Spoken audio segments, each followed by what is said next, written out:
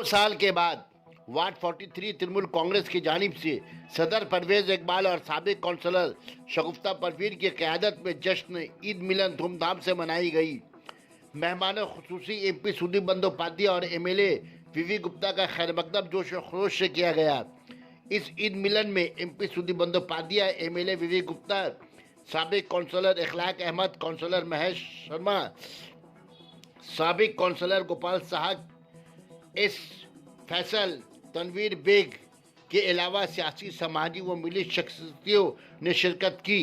Trinamool ward के सभी कर्मी शरीक रहे। सुदीप बंदोपाध्याय एमपी ने अपनी तकरीर में कहा कि मगरबी बंगाल ही एक ऐसा रियासत है जहां हर मज़हब के लोग हर त्यौहार मेल मोहब्बत और एकता के साथ मनाते आ रहे हैं और मनाते रहेंगे। मगरबी बंगाल के हिंदू मुस्लिम भाईचारगी को हम लोग तोड़ने नहीं देंगे। वीवी गुप्ता ने मुस्लिम भाइयों को ईद की मुबारकबाद पेश की। कहा, हमें अफसोस है कि हम इस वार्ड से तृणमूल उम्मीदवार शगुफ्ता परवीन को कॉरपोरेशन चुनाव में कामयाब नहीं दिला पाए। हमारे ही अंदर कोई कमी या खामी रह गई होगी। आने वाले दिनों में इस वार्ड से शगुफ्ता परवीन हो या कोई और तृणमूल उम्मीदवार, इस वार्ड से तृणमूल को जिताना हमारा पहला मकसद होगा। सना मेडिकल हॉल,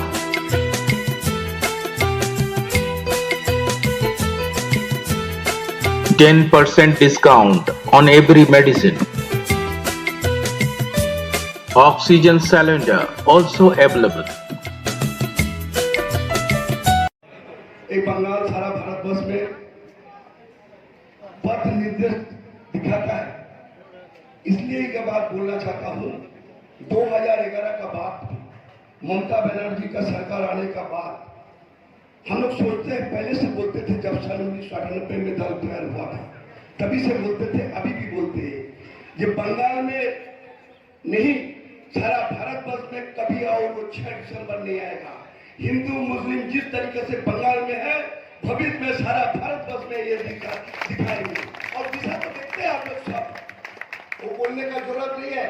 हम देखे थे, मुझे रब्बानी बेग का भाई, छोटा भाई एक बार बोल रहा था, तो ये आश्चर्य देना का चाहता हूँ, जब तक सुदीप बंदोपाध्याय जिंदा रहेगा, जब तक ममता बनर्जी जिंदा रहेगा, तब तक हिंदू मुस्लिम का राइट और हिंदू मुस्लिम का मंदिर मस्जिद, ये मसले पर हिंदू को मुसलमान को आला कोई नहीं कर सकता है। और आप लोग को यही बात बोलना चाहता हूँ, आप लोग आश्वस्त, ममता बनर्जी बंगाल में है, 2024 में अगर आप लोग प्रत्यक्ष रूप से दीदी का संग में रहिएगा और आज कभी ईद मिलन का उत्सव पर, ईद मिलन में हम लोग एकत्रित हुआ है, यहाँ पर एकत्रित होकर ये रास्ता करिए। 2024 में अभी से आप लोग तैयार हो जाइए कि जहाँ पर भी हो, ममता दीदी को सारा भारतवर्ष का मस्तक पे बैठाना है और हिंदू मुस्लिम का एक को जो है सारा भारतवर्ष का दिशा दिखाना है। यही होगा हमारा 43 नंबर वार्ड तृणमूल कांग्रेस, तृणमूल महिला कांग्रेस द्वारा आयोजित आज का ईद मिलन का पूरी एक सक्सेसफुल ईद मिलन। और हमारे नेता सुदीप दा हैं, हमारे नेता हमारे विधायक विवेक गुप्ता है, क्योंकि यही हमारे 2 नेता हैं जिनकी उनका कार्य को हमको जनता के पास ले जाना है और उनसे फायदा लेकर जनता तक पहुंचाना हमारा पहला कर्तव्य है। और हमारी माननीय ममता बनर्जी ने कहा था कि हर धर्म को मानो ना मानो, नहीं धर्म के उत्सव को जरूर मानो, ये हमारा पहला बंगाल का संस्कृति है। इसलिए हम आज हिंदू मुस्लिम सिख ईसाई, यहाँ मेरा ईसाई बिट्टू भी है, हमें भी हिंदू, हम सब मिलकर ईद का उत्सव मना रहे हैं। इसलिए हम उत्सव में मनाना हमारा पहला कर्तव्य है। धर्म आप कुछ भी मानिए, अपना व्यक्तिगत है, लेकिन हर धर्म के उत्सव में शामिल होना ये हमारा पहला बंगाल का कर्तव्य है। इसलिए दादा सुदीप दा के बारे में और विवेक दा के बारे में हम ये जानते हैं कि विवेक जी गुप्ता ने अभी बहुत बड़ा काम किया था, ये आपको बता दूं, जिसका फायदा 43 के लोगों को, कुछ लोगों को मिला।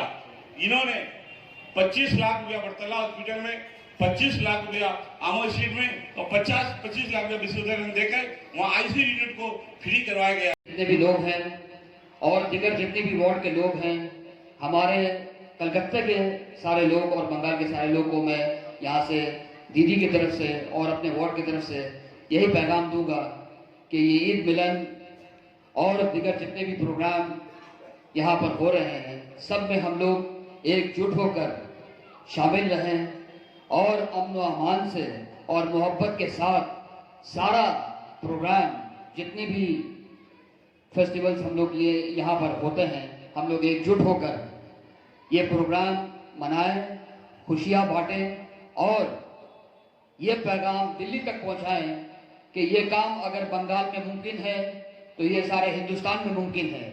और ये मुमकिन हमारी नेत्री ममता बनर्जी की वजह से है।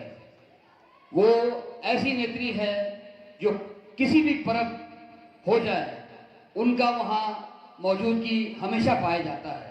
और ये एक बहुत बड़ा संदेश है हमारे दिल्ली में जो सरकार बैठी है उनके लिए कि आप प्लीज देश को बांटिए मत, सबको एकजुट होकर लेकर चलिए। इसी में हम सबकी भलाई है और आपकी भी भलाई है। अगर ये देश बढ़ गया तो आप भी चैन से नहीं रह सकेंगे।